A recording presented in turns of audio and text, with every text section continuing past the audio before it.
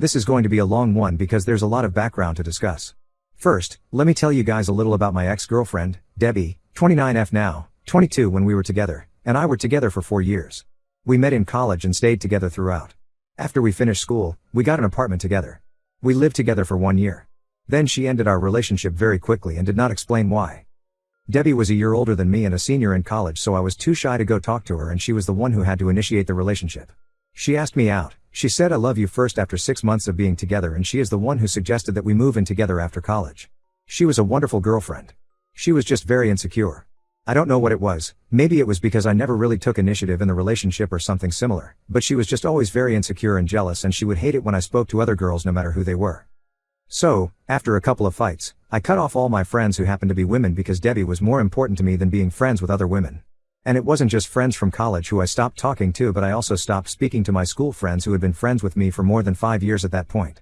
I am back to talking to them because Debbie is not in my life anymore, and my wife is cool with my friends regardless of gender. But back then, I was just friends with my guy friends, and I wasn't even allowed to go out with them to have a boys' night because Debbie believed that it would just be an excuse for us to all go to bars, get wasted and pick up girls. I didn't think that was fair to me because she had forbidden me from seeing anyone without her because of how insecure she was. But I couldn't see how wrong it all was because I was too in love with her, and I felt like she was too. She would tell me all the time about how much she loved me and said that she couldn't live without me. She couldn't imagine a future without me and whatnot. So, I stayed, despite everything, because I wanted to marry her and be with her. That's all what I wanted. But with time, it became more and more difficult to stay with her since she just kept getting more suspicious and weirder about me. By the time we were living together, I couldn't do anything without her breathing down my neck. She would check my phone all the time. She would monitor my movements, and if I didn't update her on my location at all times, then she would threaten to lock me out when I came back home. So, by now, you guys have some idea about how toxic our relationship had turned by the time we broke up. I still somehow found it in me to stay with her, but then, surprisingly, she is the one who broke up with me, and it was over something insane, because it was just a small misunderstanding that led to our breakup. One day, my sister visited me without announcing her visit, which she usually did. Debbie wasn't at home when my sister, Lauren, 33, female, dropped by. Debbie was at a friend's place because she was allowed to meet her friends, and I wasn't allowed to suspect her. Anyhow, Lauren surprised me by dropping in unannounced, and I was so surprised to see her that I didn't even text Debbie to tell her that Lauren had come over, which I would have usually done. We got to talking, and we spent around 2 hours together at home, but then, all of a sudden, she received a call from her boss and had to leave to go back to work urgently. The thing that caused my breakup was, unfortunately, the lipstick that Lauren had left behind, which she had taken out to reapply it before she headed back to work. She was in a rush to leave, so she forgot it on the couch, and it was so small that I didn't notice it either. Then, Debbie came back home a little after Lauren left, and she seemed happy until she found the little lipstick. I still remember it as clear as day. She sat on the couch and sprang back up as soon as she sat, then grabbed the lipstick that she had sat down on, and I instantly knew that I was screwed, because there was no way in hell that she was going to let this one go so easily. I tried to downplay it and told her the truth instantly. I told her that Lauren had come over to visit during her lunch hours, and she had taken out the lipstick to reapply it because she had to go back to work. I explained this to her. She was rushing to go back home, so she had forgotten to put it back in her purse. But Debbie wasn't accepting any of my explanation. She just completely lost it when I told her Lauren had come over. "You're lying." She screamed at me. "There's no way your sister was here. You are making this up because you had some girl over here." I tried to remain calm and reason with her. "I swore that I was telling you the truth. Why would I lie about this?" Lauren stopped by unexpectedly during her lunch break. That Vassar lipstick she left behind. Debbie didn't believe me at all. She picked up a glass from the coffee table and hurled it across the room, shattering it against the wall. She told me that I was a liar and a cheat and that she had wasted 4 years of her life with me. I told her that she was acting completely insane. I told her that I was not lying and had never cheated on her. But she wasn't listening at all. The screaming insults just kept flying, calling me every vile name imaginable. I had never seen her in such a blind rage before. At one point, she even hurled her car keys at me, which thankfully missed and hit the wall instead. After nearly an hour of this intense back and forth screaming match, with no chance to get a word in or defuse the situation, Debbie finally hit me with the ultimatum. She told me to get out of her apartment that night. She told me that she was done with me and that it was over. I just stood there stunned for a moment. Was she seriously ending our 4-year relationship over this bizarre misunderstanding? But the crazed look in her eyes showed she absolutely meant it. Seeing no other options, I went to our bedroom to start packing my belongings into a couple suitcases and boxes. I gathered everything I could take with me. I couldn't believe this was how it was ending with Debbie after 4 years together. And over something so completely stupid. Within a couple of hours, all my stuff was packed up and I said one last goodbye, begging for her to reconsider and give me a chance to properly explain and make things right. But she just coldly told me to leave and never contact her again before slamming the door on my face. I felt devastated. I wound up crashing on a friend's couch for the next couple weeks in an absolute shock and depression. I could barely eat or sleep, just lied there replaying every memory with Debbie over and over in my mind. All the good times, all the laughs, all the intimacy and talks of spending our lives together, it was all over in an instant because of her jealousy and refusal to listen to reason. I tried calling her dozens of times to no avail. She blocked my number and all social media. Text messages went unread. At one point, I even went back to the apartment and banged on the door for nearly an hour before giving up and leaving a handwritten letter pleading for her to let me explain everything. When that failed, I reached out to Lauren and asked if she could try talking some sense into Debbie since I had told her about the whole innocent situation. But Debbie instantly accused my sister of lying to cover for me as well. You were probably in on it together. She apparently screamed before hanging up on Lauren.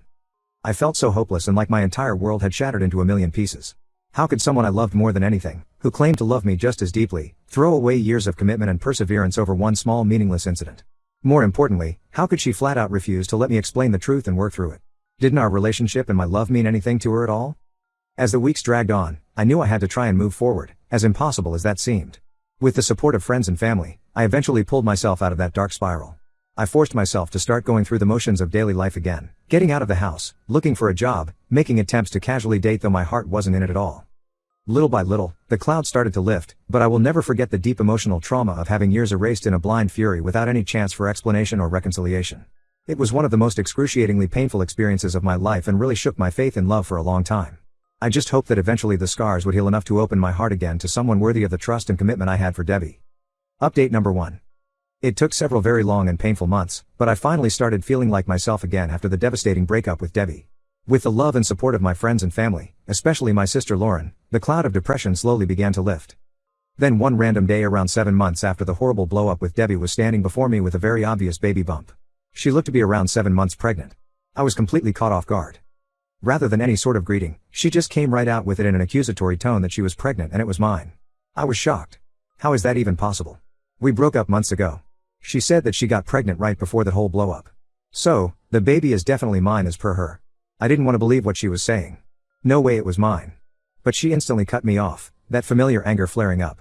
Don't even try denying it. I know for a fact the math lines up and you were the only guy I was sleeping with back then. So, man up and take responsibility for once. If what she was saying was true, my life was about to change forever. I was going to be a father. The thought was absolutely terrifying and thrilling all at once. I was stunned. I wanted to be sure that it was mine. Debbie said impatiently that yes, she was sure that the baby was mine. According to her, we had sex in like mid-August before she lost it and kicked me out. I suddenly remembered we did have one final intimate night together in mid-August right before everything fell apart so disastrously. Could she actually be right about the dates lining up?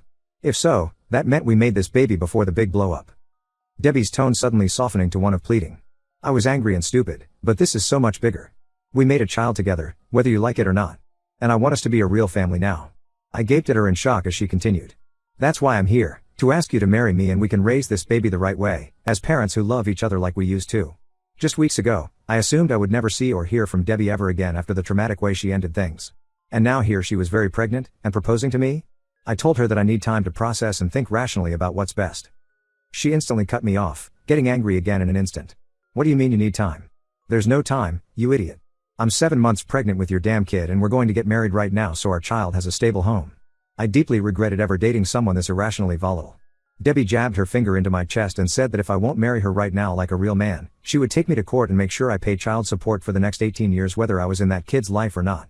She was damn serious. Debbie had completely lost her mind here. How could she be demanding I either marry her this instant or she'll financially drown me? This was total insanity. I told her to calm down and told her that this was way too much for me to process or make any rash decisions about. I said that I was not saying no, I was just saying I needed some reasonable time to think this through. Think this through? She exploded, seemingly having a mental breakdown right there in my doorway. There's no thinking needed. This is your kid whether you accept it or not. I'm not giving you any kind of time, it's either you man up and marry me in the next week or I'll see you in court. End of story.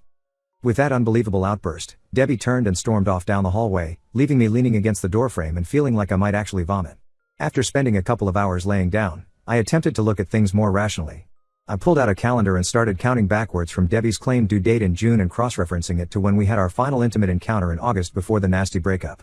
And that's when I realized Debbie had to be wrong. The dates didn't actually line up at all based on how far along she seemed to be. In fact, if my math was correct, she got pregnant at least a month or more after we stopped being intimate and went our separate ways. Which meant the baby couldn't possibly be mine like she was swearing up and down. I kept going over the dates again and again, trying to find any miscalculation that could make Debbie right. But I kept coming to the same conclusion. The timeline showed there was no way I was the father of this child. I felt a strange mix of relief that I wouldn't be an unprepared parent after all, but also frustration that Debbie seemed to be trying to dupe me in some way. When she showed up at my door again a week later, I was prepared to lay out the evidence and timelines to disprove her accusation that I fathered her child. I told her that I have looked at the timelines very closely based on the dates she gave me. And the reality is, there's no way this baby was mine. The dates don't add up at all. She looked momentarily stunned before the anger returned full force. What? What the hell are you talking about? Of course it's yours. I haven't been with anyone else for over a year before we broke up. I told her that might be what she thought, but based on the due date, this kid had to have been conceived well after she and I went our separate ways. I would be happy to sit down and show her the math, but there's just no way this was my child, she shouted furiously, getting in my face. Just admit you knocked me up and be a damn man about this. I stood firm, refusing to be intimidated or allow her to bully me. I simply won't admit to something that's not true just because she wants it to be. If the dates matched up, I would absolutely take full responsibility. But they don't, so this baby cannot possibly be mine. Debbie kept ranting and raving at the top of her lungs, calling me every horrible name in the book. But I simply waited her out calmly until she was done with the tantrum and took a few deep breaths. She then glared at me through gritted teeth before spinning around and storming off again without another word. Her pride was too thick to admit any miscalculation or potential mistake. She seemed absolutely convinced she could bully and threaten me into just blindly accepting her claim. True to her word, I received papers from her lawyer a few weeks later filing for child support, custody rights, and even reimbursement for prenatal/childbirth costs since I was the father. I immediately contacted a lawyer of my own to fight this and present all the evidence disproving paternity. Over the next few months leading up to the birth, there were several court hearings and attempts to get an early paternity test, which Debbie actively fought against. She kept insisting she shouldn't have to prove anything since I was clearly the father. My lawyer had to keep tempering my anger at how determinedly convinced she was trying to scam and defame me. When she finally had the baby in June, the judge immediately ordered a paternity test as a first priority before any other matters could proceed. Debbie kept ranting and raving right up until those test results came back a few weeks later. I'll never forget the look on her face when the judge opened the envelope and said, "Based on these certified lab results, it has been conclusively proven that Mr. Smith is not the father of this child."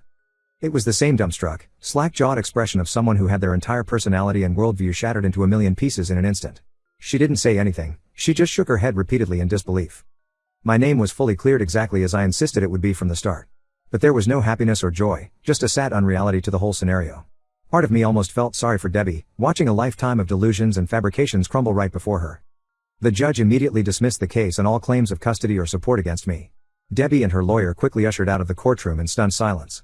I don't know what she told people or how she explained the ruling, but I didn't really care either. Finally, after what seemed like a lifetime of accusations and drama, I was free and clear of any ties or wrongdoing connected to my toxic ex. It allowed me to take a deep breath and continue moving forward with my life without her insanity weighing me down anymore. Thankfully, I haven't heard a single peep from Debbie again since that day. I'm sure she's still trying to wrestle with the humiliation of having all her warped lies so conclusively exposed, and the reality of being a single mother with an unknown father in the picture. As for me, I did everything I could to be the reasonable, rational one despite her best efforts to drag me down. In the end, the truth prevailed.